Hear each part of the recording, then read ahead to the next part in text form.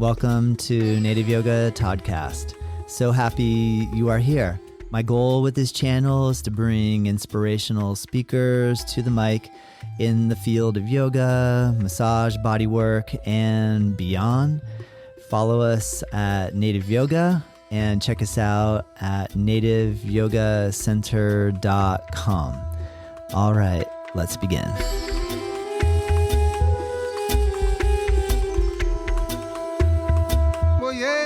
Hello, welcome to Native Yoga Toddcast. My name is Tom McLaughlin, and today I am delighted to bring Sathu Jois to the show. I had an incredible conversation, which I'm excited for you to be here now to have an opportunity to listen to. With Satu, she's so lovely and pleasant, and I really appreciate all of her insights and just her calm nature in relation to her appreciation and love for yoga. She has a long history with yoga since childhood, and now is taking the teacher role. And what a pleasure to have this opportunity. So I employ you to check her out and go look at her website, which is joissatu.com, and find her on Instagram at Sathu Jois. And the links are in the description, so it'll be very easy to find. Go ahead and send a message. When you go to her website, you'll see her email there. And go ahead and send her an email and let her know what you think. Those of us that are, myself included, but also our guests, really love to hear from you and see what sort of takeaways you received from it. The whole process of talking, sharing conversation and story, and then getting a view of how it's received and what you think really matters to us. So if you have a moment, we'd love to hear from you. All right, on that note, let's go ahead and begin. I'm so excited to have this chance to have Sathu Jois here with me today. Satu, thank you so much for taking time out of your day to meet with me. Yeah, thanks for having me. Oh man, it's an honor and a privilege. How's your day been going so far? Yeah, it's been going pretty good. We're just preparing for a group of students to come in a bit. So, yeah. Cool. And in case somebody listening doesn't know who you are, how did you get into yoga? Yeah, so I'm the granddaughter of Pattabhi Jois, the daughter of Manju Jois, his son. And my dad's been teaching yoga for over 60 years now. He's 81. And he's been exposing me to yoga right since I was born. I think the first yoga class I attended was when I was a month old. And he started sort of teaching me just for fun when I was around 6 years old. But I got more serious into it over COVID, actually.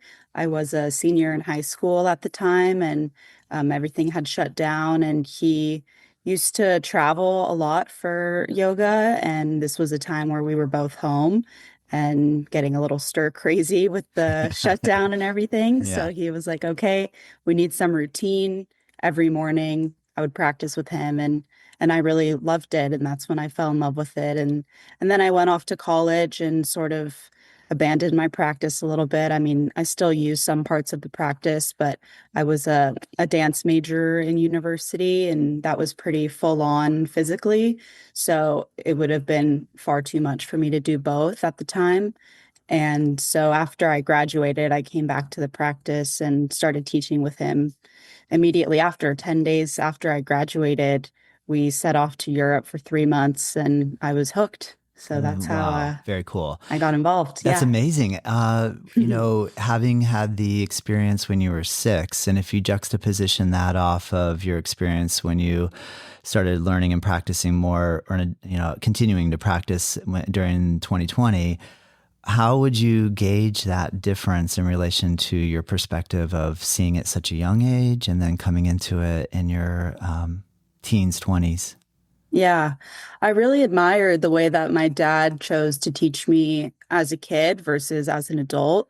Because I think if he had taught me so seriously from a young age, I would have totally lost interest.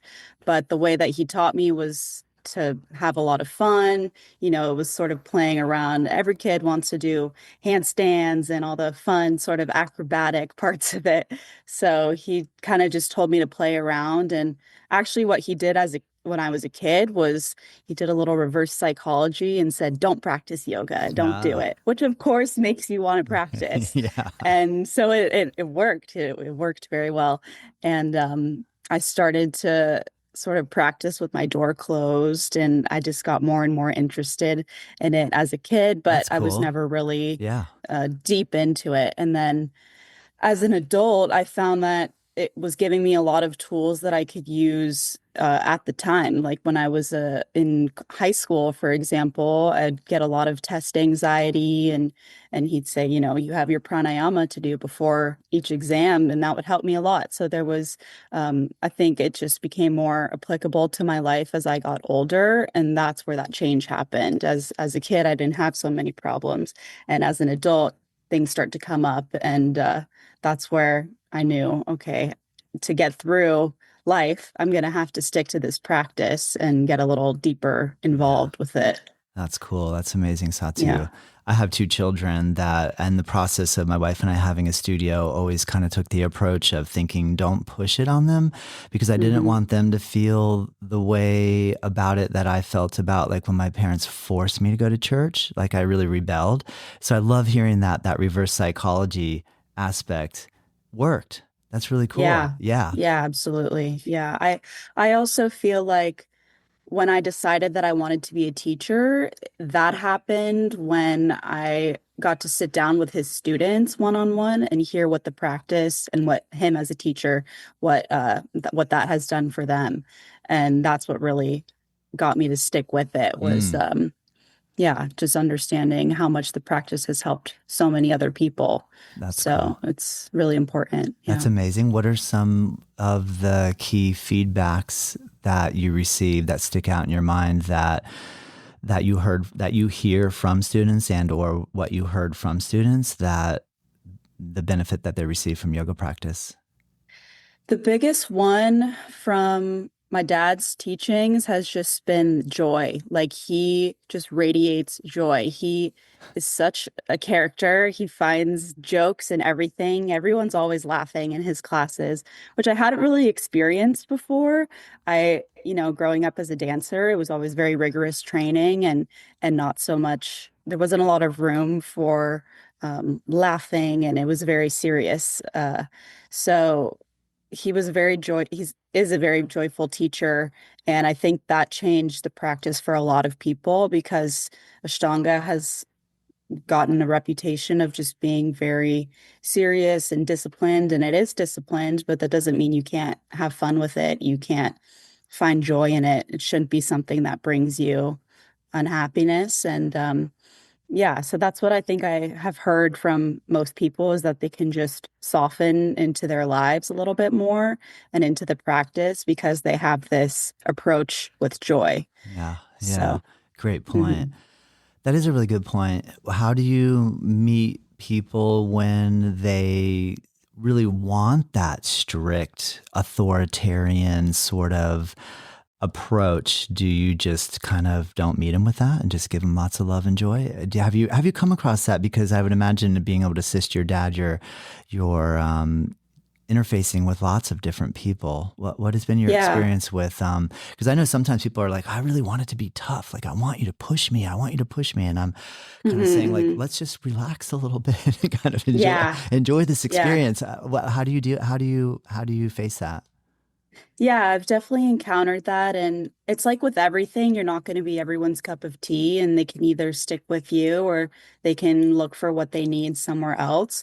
But I think it's really beautiful when people choose to surrender to the practice and try something new in that sense of, okay, while you're here in this space, try it a little bit more relaxed. Don't try to be so strict with yourself and just observe how that changes your practice. And if you don't like the way that it changes your practice, go back to having that strict discipline, Yeah, and that's totally fine too. So it just really depends on the person.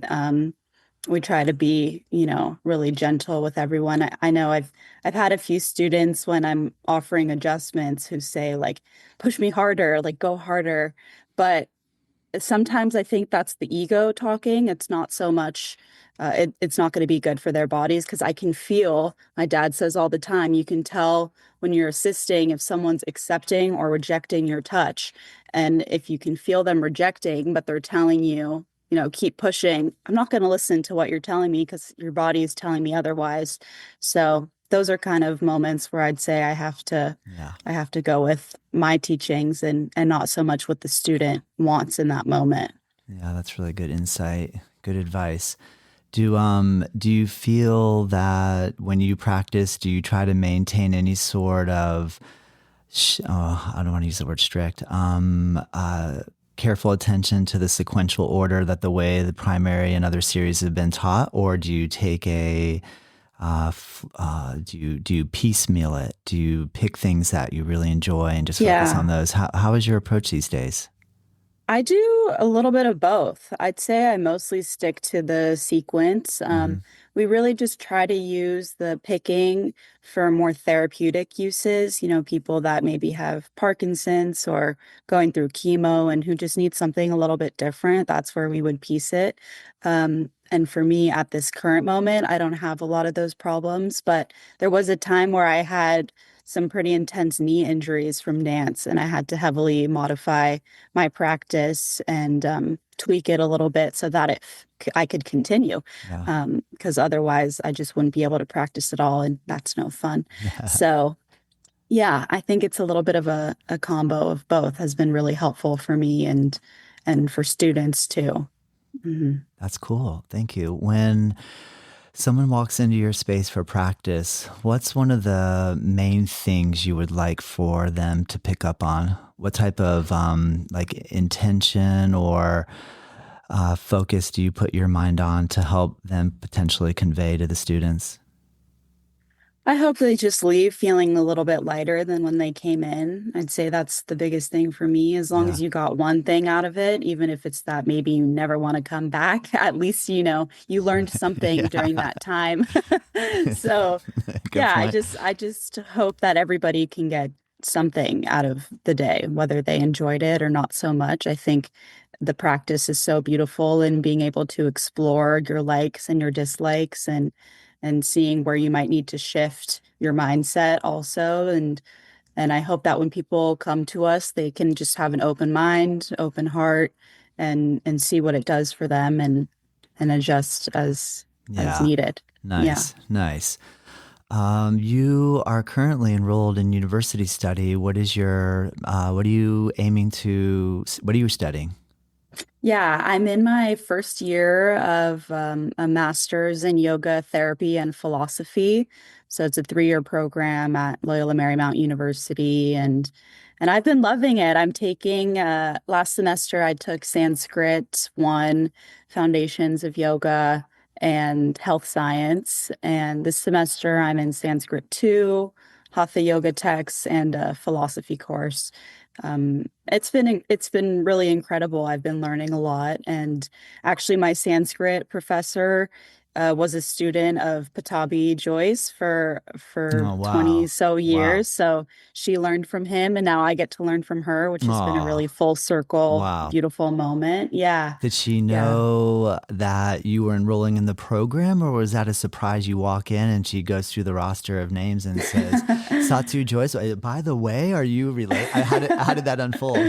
Yeah, I did my undergrad at Loyola Marymount University also, sort of with the intent of wanting to do my master's there afterwards as well.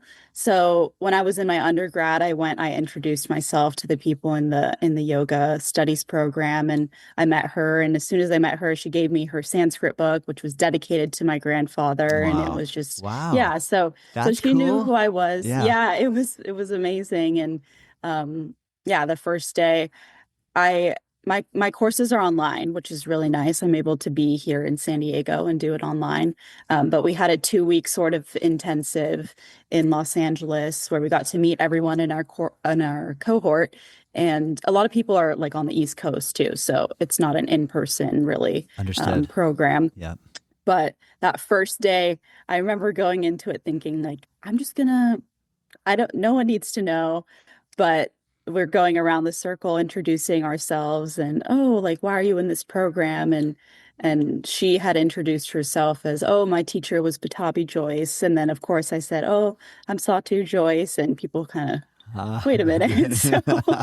So that didn't last very long, but yeah, That's it's been great. cool. That's so Yeah. interesting, Satu. I mean, how do you manage that in relation to potentially people on first interaction with you would maybe just think, oh, she looks really nice and friendly, and then they hear your name and they go, oh my gosh, she's yoga royalty, and then maybe put you up on a pedestal. I don't know if that occurs to you, but how do you ever feel that, and do you try to dissuade that, or what is your kind of way of thinking around all that?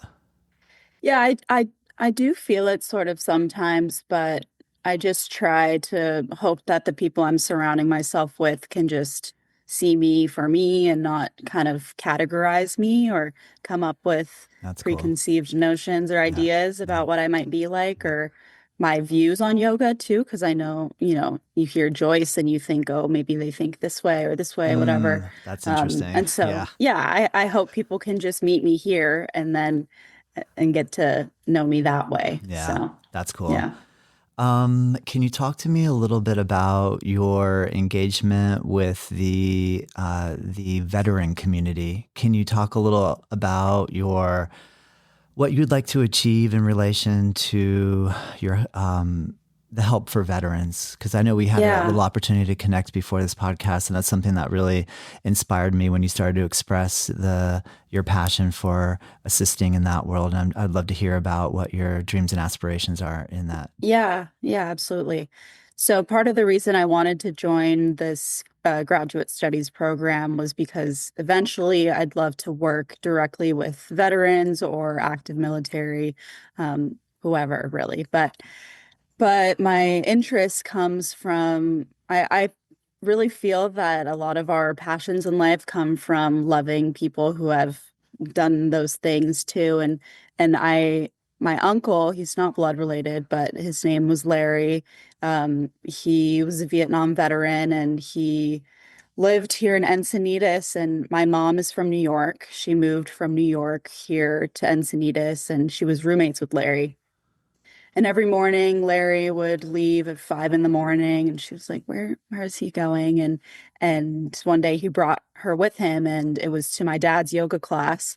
And so that's how my Oh, parents met was wow. because of Ah, Larry. Yeah, but he was a Vietnam veteran, and when he got out of Vietnam, he was a firefighter while he was there.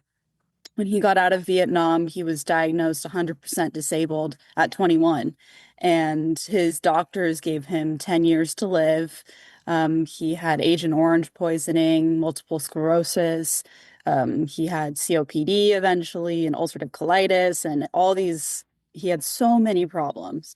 And as I was growing up, he always expressed to me how much the practice had saved his life. He had this 10-year timeline. He was should have been dead by 31 and he passed away 2 years ago. He ended up living to be 75, 76. So I was always really inspired by him and he never complained. The last 5 years of his life, he was wheelchair bound, but he would still sit in Padmasana when he no. could. And Wow. he was just, yeah, he was really incredible. And I just, because of my deep love and admiration for him, I want to learn about how I can keep helping people like him. And in my last few years of teaching, I've had students who are veterans and getting to talk to them one on one and understand what they've been through, but then also how the practice itself has helped them in so many different ways. Um, that has been what's really inspired me to work with this specific group because they do so much for us. They're just incredible humans putting their lives on the line, and the least we could do to give back to them is offer them some peace and relief from whatever pain, mental, physical, that they're feeling. So I'm really Yeah. excited That, for what's to come, and I've been working closely, speaking closely with one of the veteran students who I've become really close friends with about, starting something with her in the future because she understands that side. I obviously have not been in the military, so I don't understand everything. And so working with her would be really incredible. So, Oh, amazing, yeah. Satu. That's incredible. You have such a good vision for like what you want to do. I love hearing this from you. Would you think about going into the military to learn, to go do a deep dive into what it actually is like to be in the military? I don't know. I don't honestly think I'm strong enough for that. I mentally, if I'm honest, I don't think that I would be able to do that. I would like to stay probably on the other side and just learn as much as I can from them and even start applying like yoga therapy to them because it's already happening. It's already being implemented right now, and I just want to see how much farther we can take it. But Yeah, yeah, yeah, yeah. Very yeah. cool. Amazing. What are your thoughts around the idea of therapeutic Ashtanga yoga? And I know that's a little bit of a funny term because Ashtanga yoga is therapeutic. Hmm. But Hmm. then you're probably already picking up on the yoga therapy side of the aspect where it's just done very differently. Like Hmm. a therapeutic Yeah. yoga session might be approached in a much different way. Have you Yeah. explored blending what you're learning within the realm of yoga therapy into the Ashtanga Mysore room? Or do you feel like you Yeah. want to keep that separate so that, I want to honor this and also honor that? What are your feelings there? I sort of like the idea of combining them. I think we're sort of already doing that here at Yeah, our house. We yeah, have because we have a lot of people that come to us with different problems, and then we have a lot of fully able-bodied people that just want to do the full series through, and that's totally okay. But I've really loved being able to use the yoga therapy techniques and apply them to students and see how that changes the practice for them because there are so many postures in the Ashtanga sequence. And when you can reorder them sometimes for people that need them to be reordered, then something amazing happens. Even, in my I just wrote a paper about yoga and veterans and military, and one of the things that I was learning from it was that actually Ashtanga would be a great practice for them because they need a yoga practice where they can sweat and they can, it has to be a vinyasa, and also, when they're doing, my dad, I remember him telling me that he had the best students he ever had for pranayama were Navy SEALs, that they were just incredible with the pranayama because they have to hold their breath for a long time. yeah, yeah. But also, like teaching a meditation or doing chanting, veterans would need to not have their eyes closed all the way. That can take them to a really dark place. So, just Mm, having a soft gaze. So, just little things like that, little tweaks that you can make, addressing each person's individual needs, I think is really important in an Ashtanga space. It's not always a one size fits all for everyone. And if we're talking about yoga in terms of therapy, then it's definitely not one size fits all. It's like a prescription. Each person needs something a little bit different. So I think it's great to have that room of the whatever full series, able-bodied, and then a little bit different for others. So, yeah, that's amazing. I agree with you. mhm. Isn't that interesting that the idea of if I were, when I close my eyes, I might end up going into a space that I feel like I can't manage or control, or a traumatic event or memory could potentially surface that could completely disrupt or dysregulate me. Mhm. Can you relate with that? Do you ever have you ever had a moment like that where you've gone deep into your own personal meditation practice where you felt like, whoa, whoa, let me get, or do you, Yeah.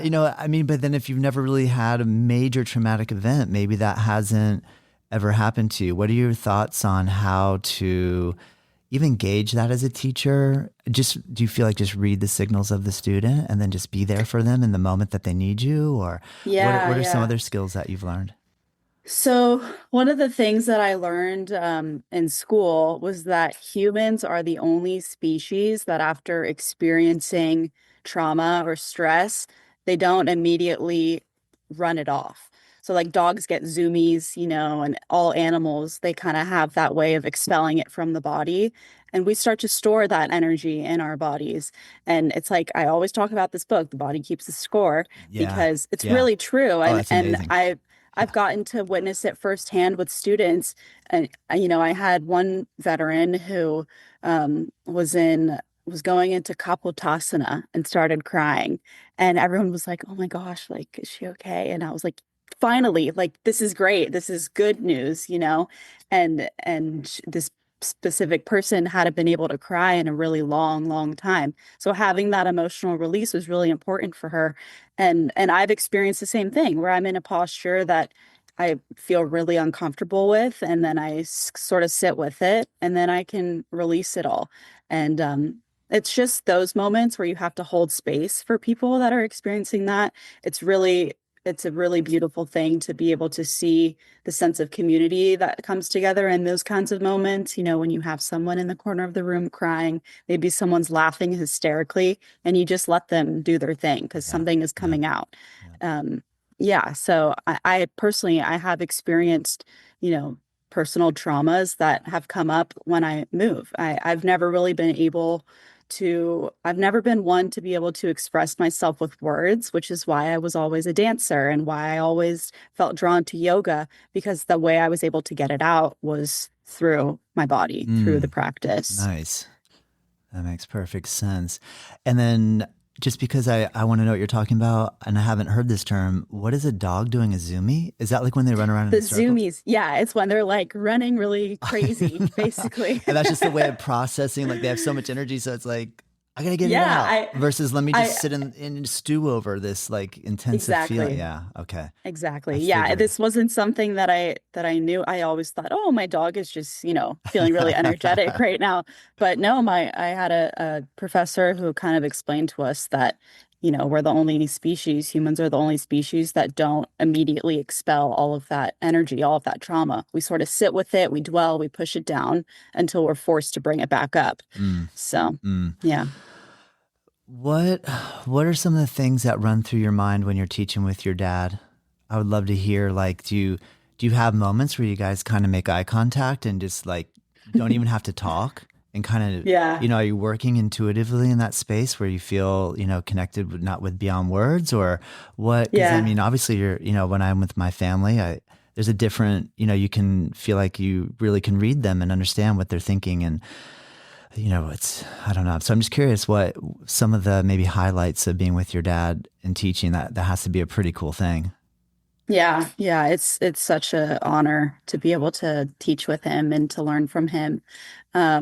We actually in the yoga space, we only ever communicate with eyes. Like we never are speaking, um, which has been really, I'm smiling right now because yesterday we were doing chanting with the group, and he was sitting on the other side of the room, and he sort of like conducting me with his fingers. And I was just laughing during the chanting because I don't need him to conduct me, but he's just funny like that. So he's always, finding joy again. I come back to that joy where he's so funny, and his spaces are always filled with so much love and patience and kindness and genuine desire to see his students grow and progress and explore. That's a big thing in his classes is exploration, and he encourages me to explore too, which I love. Yeah. We'll Yeah. be walking around the space together, and he can tell that someone maybe needs an adjust, and he's just looks at me, and I automatically know to go to them. And instead of him taking over the whole time, he gives me a lot of opportunity to learn from him and put it into motion, also getting Mm. to actually use my hands, getting to try new things. And he's always just been one to throw me into things. He just do it. We always say he should be sponsored by Nike because he's always just says, just do it. Don't think Yeah. about it too much. Just do it. Yeah, That's cool. exactly. That's And amazing. it's really helpful too. Mm. I teach privates also just every once in a while, and I have one student who it's all mental. It's all in her head, not being able to do a posture. And when I say, just take a breath and go right into it. Don't stop thinking about it. And that's when the change happens. And we have another student who who works a lot, like 12-hour days every day. And she said that ever since she started, her practice has improved so much because when she practices in the morning, she doesn't have time to think about the posture. She just has to go right into it, get her practice done, and then move on. Yeah. So, yeah. Amazing. That's one thing that I feel really dawned upon me in the Mysore room. I had always been in yoga rooms where there's a lot of barking of commands from a teacher up the front, and the first time I got to experience the Mysore style setting and the quietude of it, and just being able to hear the breath, people's feet hitting the ground, the all of that stuff just felt like that there was like a nonverbal communication happening, Hmm. which is just so fascinating to me. It's cool to hear that you and your dad. Do you guys have you consciously said, look, let's not talk while we're in the room, or has it just been a natural manifestation? It's been really natural. Yeah, Yeah, we yeah, never, yeah, it's, I keep talking about dance, but it feels like a dance when I yeah, teach with him yeah, because it's just this natural kind of yeah. environment is created. And, when we travel in Europe too, like people, there's a language barrier there too. And we just get to communicate with our bodies in that way. So, That's yeah. cool. Hmm. Now that you're studying Sanskrit, are you having any realizations in relation to the power of chanting and hearing the sounds and learning a certain level of pronunciation and then learning meaning? What are some of Hmm. the takeaways that you're getting from the study that you're doing currently? Yeah, it's been funny because I've been chanting since I was really small, since I was like 6. My dad has a chant that he would say to me every night before I went to bed. It was for getting rid of nightmares. And then as I sort of got older and would sit with him in his yoga workshops, and he'd do chanting at the end. That's how I learned it. So I just learned it from orally. I didn't ever look at a paper honestly until I was maybe in my early 20s or late teens. I'd never seen it written down. I just knew it from listening to him over and over again, which is how they're taught in India. The Brahmin boys are taught orally only. It's not really something that they read, or they don't really fully understand what they're actually chanting. And so it's been really a full circle moment to be able to now understand what the meaning is behind what I've been saying this whole time. And That's and I've cool. known like bits and pieces before. I've known, it's for nature, it's for this God, and now I get to really dive deeper, which has been pretty incredible. And it's just showing me how beautiful of a language it is, how beautiful of a tradition it is, and how lucky we are to be able to have this in our practice too. That's cool. Yeah. When you make mention of Brahmin boys, how do you navigate being an American woman and also having roots in India or culturally? Because there's a different ways of doing things. How do you feel coming from the American view when you look over at this idea that maybe only the boys would be taught, and Hmm. I would have been kept out of that? Do you have any thoughts there? I'm just curious. Yeah. Yeah, it's been really interesting to see the shift from such a male-dominated space to now becoming mostly female-dominated space. And I think it's something that, everybody should take part in this space. But it's been interesting to see that shift.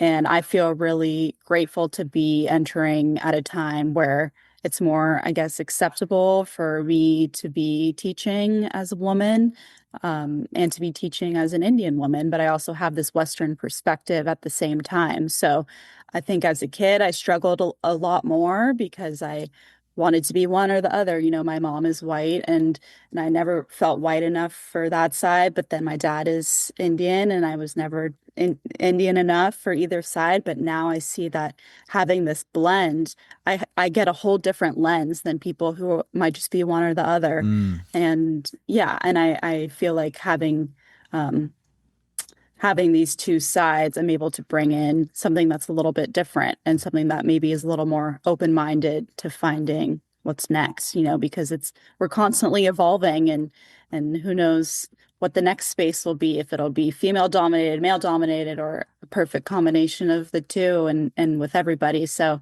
yeah, I don't know. That's really Yeah. cool. I hear you. I recently was having a conversation with someone where I was bringing up this idea that I personally believe humans we could coexist together Mhm. peacefully. Yeah. Yeah. And their answer was like, no, look at history. Humans have never coexisted peacefully together. There's been war forever and ever and ever. Oh, it's a big one philosophically, but I have to ask Yeah. you, which way do you lean? Do you think it could be possible for humanity to exist peacefully all at once on planet Earth together? Or do you feel like we're always going to have this push pull, sometimes peace, sometimes war? Do you have any thoughts here? I know it's not an easy one to answer, and I don't know that we No, could yeah. answer it. I don't know that we can Yeah. answer this, but I'd just love to hear your thoughts. I definitely think it's a possibility. I mean, Yay. Yay. I see it in our Yes. classes all the time. You have people from different cultures, different religions, different backgrounds, different ethnicity, different sexuality. You have all these different people coming to your class, and the thing that unites them is this practice, or is this space, or is their devotion and dedication to being there, to showing up for themselves. So if they can do that, if they can coexist in this space, just imagine what good they could do elsewhere. So I think it's a possibility. I think we have to be a little less narrow-minded to get there, but it's something that we can do that's attainable. So Yay. Thank you, Satu. yeah. I agree with you. You've been able to navigate both the yoga world and the dance world. And in relation to physical sensation, pain, injury, and really good feelings in the body with no pain, no injury, what has been your journey in the world of dance? What is your journey in the world of yoga? And then overall, what are your thoughts on what are we trying to do here, like in relation to Hmm. pain and when we're pushing in our practice? Yeah. Yeah, I feel really grateful to have had this dance background before going into my yoga practice, because when I did first start getting more serious in my yoga practice, I noticed how I brought both the positives and the negatives of dance into my practice. And the negatives are what would get me injured. I mean, I would get injured from dance, from pushing myself in dance, from, not warming up or whatever it might have been. And it would translate into my yoga practice. I remember one time I was in a yoga space here, and I was doing backdrops, and the day before, backdrops were nice and smooth, easy, coming up, coming down. And this next day it was like I went down, I come up, and it was so hard and heavy. And so then I kept trying. I kept going back, and every time I would want to come up, just fall my butt. I just kept falling. And then someone across the room goes, just stop, just sit down, just stop. And I was like, and then I was so embarrassed because I was like, oh, why could I do it yesterday and I couldn't do it today? And over time, I learned that this was a very shame-based idea that I had cultivated in my head. I was like, it was that perfectionism that had come from, my ballet training and from wanting to exceed in my dance career. And I had brought it into yoga, and I really shouldn't have, because it was just going to hurt me, and it was just going to hurt my head. It was going to hurt my ego, and that's what was taking over at the time, was the perfectionist side of it. And so what I've had to learn recently is just patience, and knowing that no 2 days are ever the same. What I could do yesterday, I might not be able to do today, and that's okay. It ebbs and flows. And something I've been really interested in learning about lately too is like the female cycle, and understanding how my body changes throughout that, carrying more water weight one day versus being on my period the next day, and just how this will change my practice too, and not having that wanting to force my body to do something that it just doesn't want to do that day. It goes again with just practice and move on. That's, Mm. I think, the Mm. biggest thing.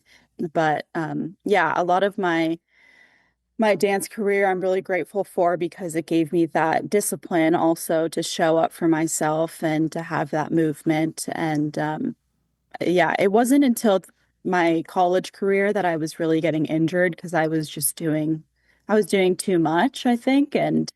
and I was always pushing myself. It was always during a show week that I would get injured and suffer the consequences later by not resting at the time. So I've had to learn to soften. I guess Yeah. that's the Yeah. biggest thing. Yeah. Yeah.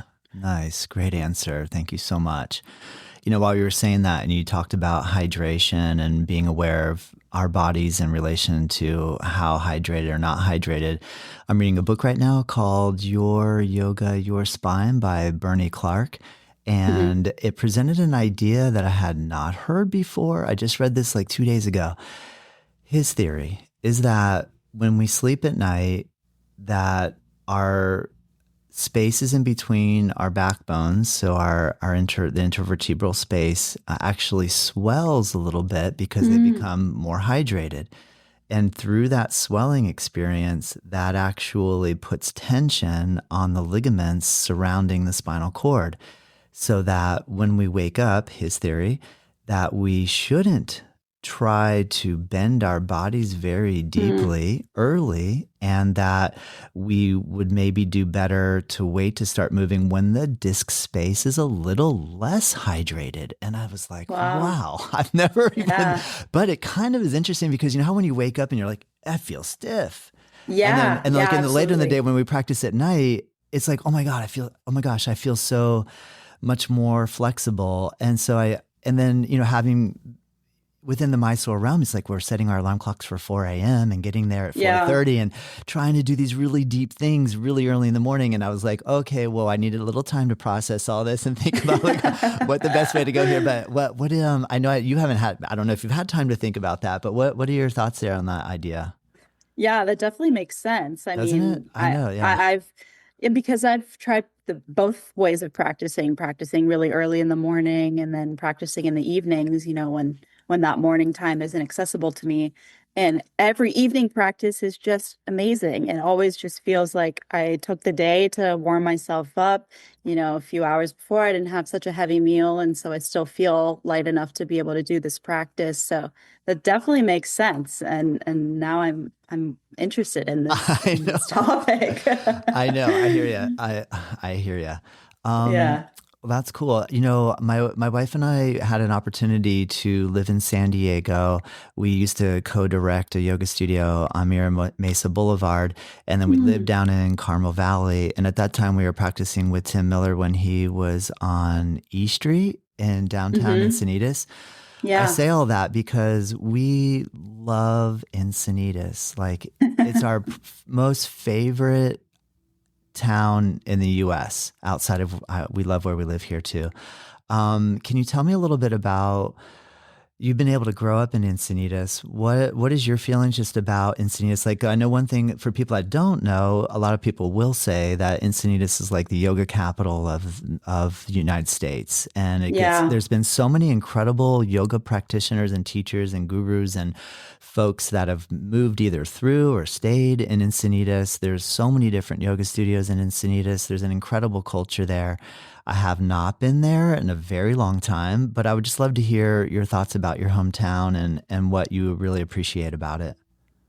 Yeah, every time I leave and come back, I just grow such a deeper appreciation for living here. Um, it's such it's changed a lot, I will say. In the last 10 years, it's changed quite a bit. It's become very populated. We're getting more and more people coming in. Um, it's not so much small businessy. I mean, there's still a lot of small businesses, but it's starting to feel a little bit. I mean, I went to school in Los Angeles, and every time I'd come home on the weekends, I'd say, "Huh, like it's starting to feel a little bit more like Los Angeles." Yeah, yeah, I yeah. can't really tell the difference so much. So that's something that's changing a little bit. I sort of miss the charm of it being such a small town. And I will say with the yoga here, there's a yoga studio on every single corner. It's like, so many different spaces, so many different offerings. And I sort of struggled with that a little bit just because Tell I had me. a hard time differentiating between the sort of westernized form of yoga versus this very therapeutic offering that we have, And every time I say to someone, "Oh, I'm a yoga teacher. I teach yoga." They're like, "Oh, I love hot yoga. I love," and I'm like, "That's great. not quite what I am interested in, and I don't judge anyone for their preferences. I just have a hard time, differentiating what we do and then what they do. It's, a workout class versus something profoundly deep and philosophical that can enhance your life. And so that's something that I've been struggling with a little bit here with the yoga. And also, it's not a very diverse place living here. I'd say there's about three Indians that live here, and my dad and I are two of them. So that's been interesting also. Uh, but everything teaches me something. I mean, I learn a lot um, about what the Western view is on yoga, and then it helps me adjust my teaching and understanding of them. So yeah, Yeah, good insight. yeah. I hear you. What do you think of Self-Realization Fellowship? Yeah, I was gonna say that also. I love the Self-Realization Fellowship. I walk the gardens a lot. I haven't been to any of the meditation courses or anything there, Yeah, but yeah. I have Autobiography of a Yogi, and Yeah. I love the gardens. And every time we have a yoga group here, I take them. I'll take them this Friday over there. So yeah, it's a really beautiful space. I find I can have really deep meditations when I just go sit there for a while too. And honestly, our backyard here has sort of become like a little self-realization fellowship. It's very tall trees, and we have a Nice. koi pond also. So Nice. Nice. yeah, yeah. Awesome. Can you talk a little bit about what your practice space looks like at where you guys teach? I think I heard you say it's at your house. And so Yeah, when you're so describing the koi pond, this is your backyard? yes. And is there a practice space that is enclosed, or are you on a patio outside? Because in San Diego, you guys don't No. have bugs like we do over here on the East Coast. So like that's one of the most amazing things about California is like you can be outside and not get completely chowed. I know. Yeah, that is a very nice part of living here. Yeah, so we moved to this house. I think it's been about 16 years now. We used to live right on the beach. I remember when we moved here wondering why we were moving here because this house was built originally in 1975, and when we toured it, it was like there was green carpet in the kitchen. It was like Yeah. totally it was Old ridiculous. 80s style Yeah. Yeah. interior. Gotcha. But of course, my parents saw, the potential. So we got this house and we did, honestly, I think about 10 years of work. And just before, maybe 2 years before the pandemic, my mom decided to convert our garage into a yoga shala. Cool. And it's really beautiful. It's small, it can fit comfortably about 14 people. And so if we have bigger groups, we do two sessions. But we really like the smaller groups. It's more intimate, getting to connect one-on-one with the students. But yeah, it's great. We have just photos of our family and of Larry and my grandfather and then right outside of the garage we have our garden, vegetable garden, where my dad gets most of the he has like coriander out there and curry leaves out there and all these different vegetables he uses for cooking. And then our backyard. So the people who lived here before us, they said they wanted their backyard to look like the Philippines. So you can sort of imagine what it Wow. looks like. It's just a That's lot of cool. trees Yeah. and the koi pond came with the house. It had one fish that's still around in there, and we added lots of koi to it as well. And we have a pool, and yeah, it's great. Nice. And That's no cool. complaints here. That's Yeah. awesome. It is neat Yeah. to think about being able to go to somebody's house to practice where you have Yeah, that environment. Is it hard yeah. to, is it hard to separate though? I've always wondered like if I had that's one thing I found was interesting being in Mysore and seeing how, living at the shala being below and the house or living quarters above. I always wondered, but if I wanted to get away from the students, would I be able to? I'm curious, Yeah. do you ever have any of that kind of challenge or is it just flow nice and easy? I'd say because we don't hold classes daily, it's Uh-huh. more like Got it. weeks at a time, Got week it. chunks. Yeah. It's a little bit easier. And Mhm. also my mom, and sometimes my dad, we cook for the whole group. So, they do their Wow. morning practice and And then then you cook we for them so do, they can eat after yeah, practice. Oh my gosh. yeah. So That it's sounds really heavenly. That lovely. sounds Yeah. Oh my gosh. It's amazing. And it's nice to share a meal too with the whole group and just get to talk that way. and Wow. connect in that way. So yeah, I mean, if we had to do that every day, that would definitely, I'd be like, okay, we need to take a step back. But because it's, in week chunks, it's a lot easier, and we love having everyone here. Everyone that comes feels like family, even if we haven't met them yet. It's a certain person has to be able to come here. You have to, be humble, and you have to not expect anything when you come here, and just have Yeah. again, an Yeah. open mind, open Yeah. heart, and so we have a lot of fun. Yeah. Nice. That sounds amazing, Satu. I really hope to come Yeah. visit you guys. Yeah. Thank you. How do you feel about social media? I really That's a appreciate you. great I really question. appreciate you being here now because we're putting ourselves out into the public sphere, and I like this medium because with conversation and long form conversation, we get to really dig into some different ideas versus trying to make a massive point within 15 seconds. And so Yeah. I just love to hear about how do you navigate the balance between being an authentic teacher and presenting yourself in the public sphere through the internet. Yeah. Oh man, social media is a crazy Oh place. man, here we go. No, I'm kidding. Yeah. It's funny. It's funny because I mean, right now it's so hard to support yourself in anything, in any job. It's really difficult right now to support yourself. And so I understand people who love to teach yoga, want to teach yoga. They'll continue to support themselves through content and all of that. But I have strong feelings about what content they're choosing to put out there, and what the message is that they're sending. I think there's just too many people, at least in the yoga social community, who use their platform to lift themselves up by tearing others down. And that's something I why? Yeah, That's not the path at thank all. you. That's not the Yeah, path that we're going on.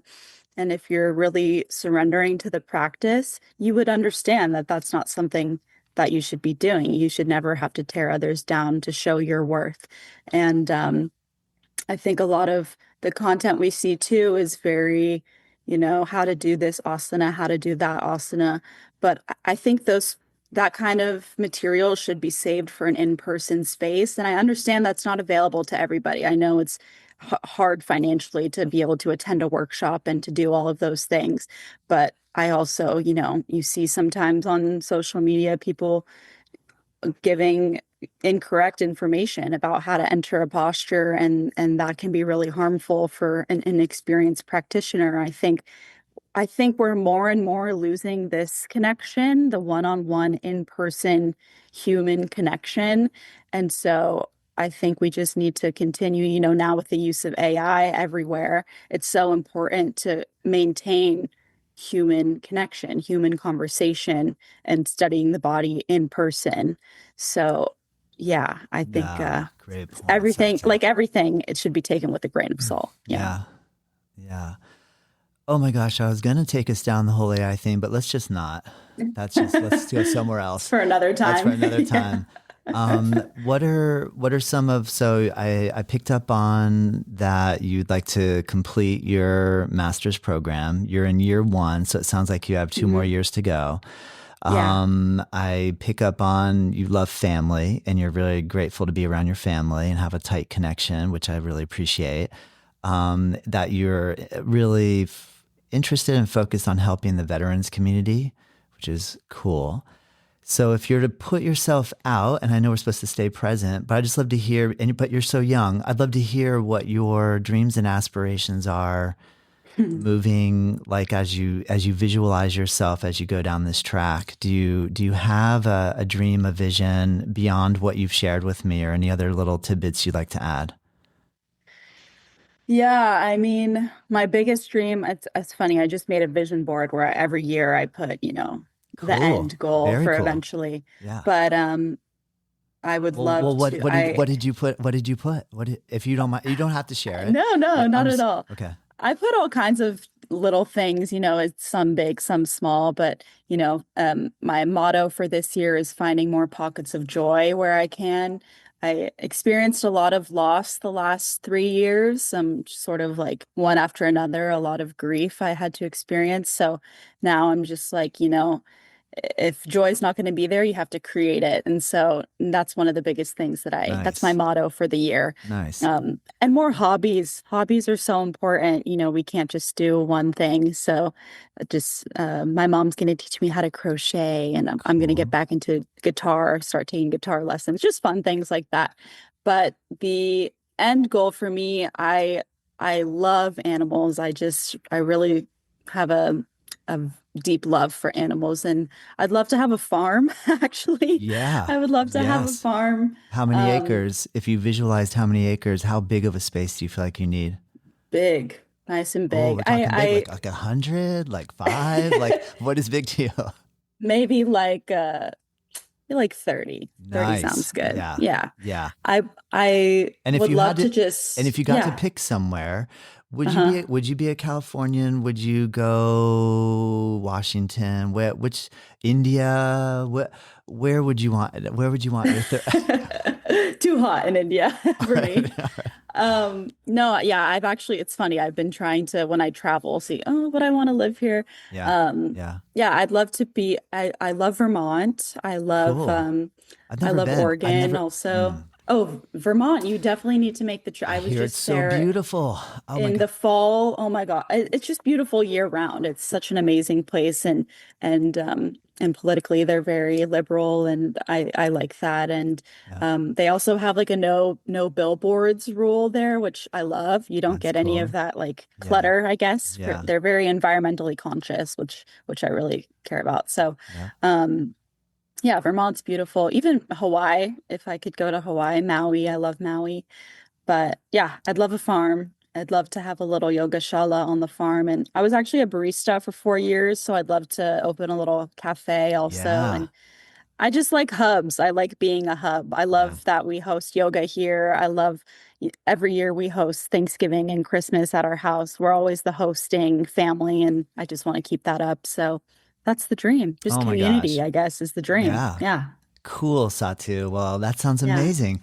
I really enjoyed this. Thank you so much for being open and willing to come here on the show and share your stories with us. I really appreciate it. And in the attempt to come toward our close, is there any other thing you'd like to leave us with in terms of just words of inspiration and or any further insights before we conclude? Yeah. Well, I want to thank you so much for having me. This was my first podcast, and so I'm Yeah. really All just right. honored to be here. And Woo. woo! Well, thank But you. That's an yeah, honor, yeah, Satu. yeah, Thank you so much. yeah. Thank you Thank for you. being willing to do And that. But continue. I'm if sorry. any, I stopped you. oh no, no, Yeah, no yeah. worries. I All was right. just All gonna right. say, like anyone listening, I hope you have a great new year, and that you continue to find the joy. I guess that's our theme, is Yeah, the find the joy. pockets, the Yeah. little Yeah. pockets, like a minute here, a minute there. Amazing. Exactly. Amazing, Yeah. Satu. Well, we can find you on your website, Yes. joysatu.com, and you're on Yeah. Instagram. Can you run me your Instagram handle again? Satu Jois. Satu Jois. Yeah. Cool. That's it. Awesome, Hmm. Satu. Well, thank you so much. And I can't wait to continue our conversation down the road. Yeah, me too. Thank Thank you you. so much. Thank you. Bye. Bye. All right. Well, what did you think? Wasn't that great? Satu's incredible. What a sweet, kind individual. Hope you enjoyed this episode. I release an episode every single Friday. Check us out, nativeyogacenter.com. Go follow Satu on her website, or at least visit her, joysatu.com. Follow her on Instagram, Sathu Jois. And again, we would love to hear from you. So find our email / social media channels and just give us a little note. Let us know what you think. All right. We wish you happy practice and for you to have an amazing day. And I think one of the takeaways that I got from Satu, and one of her goals this year being to find a little bit of joy, find a pocket of joy every single day. And I think that's a really good idea. So hopefully this episode, this conversation brought you a little bit of joy, put you into a little pocket of joy. All right. Thanks so much. Until next time, have a great day.